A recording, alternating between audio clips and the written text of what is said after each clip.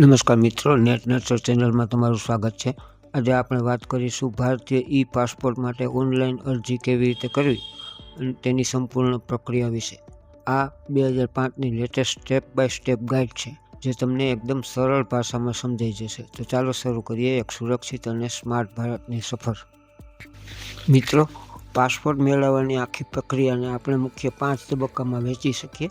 પહેલું છે તૈયારી, બીજું ઓનલાઈન અરજી, ત્રીજું ફી અને બુકિંગ, ચોથું PSK સેન્ટરની મુલાકાત અને છેલ્લે ડિલિવરી। ચાલો દરેક તબક્કાને વિગતવાર સમજીએ।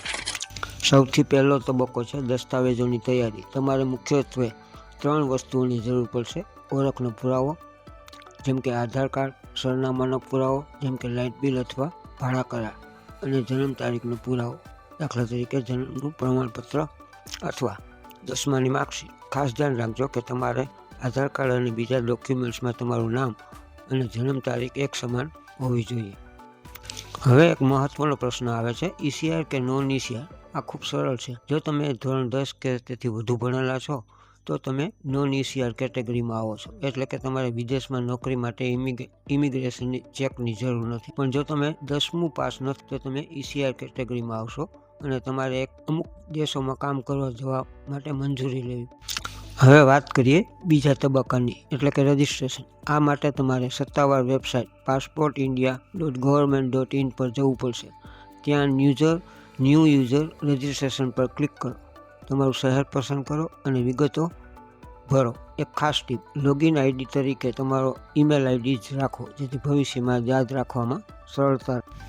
રજિસ્ટ્રેશન પછી જ્યારે તમે ફોર્મ ભરશો ત્યારે તમને 3 વિકલ્પો જોવા મળશે। જો પહેલીવાર પાસપોર્ટ કઢાવો છો તો ફ્રેશ પાસપોર્ટ પસંદ કરો। જો તમને ઉતાવળ નથી તો નોર્મલ સ્કીમ પસંદ કરો જેમાં ફી ઓછી છે, અને જો તાત્કાલિક જોઈએ તો તત્કાલ પસંદ કરો। પાનાની સંખ્યા માટે 36 પાનાનું બુકલેટ સામાન્ય નાગરિકો માટે પૂરતું। હવે અરજદારની વિગતો ભરો। અહીં ખૂબ જ સાવચેતી રાખવી। તમારું નામ અને અટક બરાબર એ જ રીતે લખો જે તમારા દસ્તાવેજોમાં છે। જન્મ સ્થળમાં તમારું ગામ કે શહેરનું નામ ચોક્કસ પસંદ કરો। યાદ રાખજો, નામમાં સ્પેલિંગ મિસ્ટેક હોવી એ પાસપોર્ટ રિજેક્ટ થવાનું સૌથી મોટું કારણ બની શકે છે। ત્યારબાદ તમારા પરિવારની વિગતો જેમ કે માતા, પિતા અને પત્નીનું નામ ભરો। સરનામાના વિભાગમાં તમારું વર્તમાન સરનામું, એટલે કે જ્યાં તમે અત્યારે રહો છો તે લખવું, કારણ કે પોલીસ વેરિફિકેશન આ સરનામે જ થશે। મોબાઈલ નંબર એ જ આપવો જે ચાલુ હોય, જેથી SMS અપડેટ મળી શકે। છેલ્લે એક સેલ્ફ ડિક્લેરેશન આવશે। અહીં પૂછાયેલા સવાલોના સાચા જવાબ આપવા। જો તમારી પર કોઈ પોલીસ કેસ હોય અથવા અગાઉ ક્યારેય પાસપોર્ટ ના પાડવામાં આવ્યો હોય તો છુપાવવું નહીં।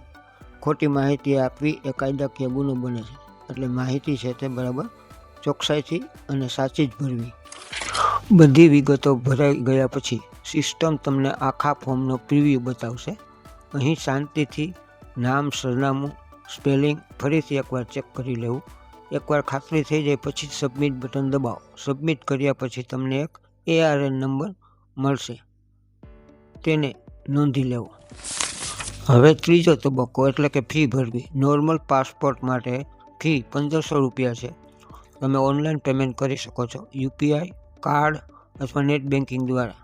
પેમેન્ટ થયા પછી તરત જ તમને એપોઇન્ટમેન્ટ બુક કરવાનો વિકલ્પ મળશે।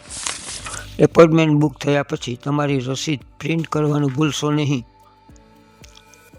આ રસીદમાં તમારો બેચ નંબર અને રિપોર્ટિંગ ટાઈમ લખેલો હશે।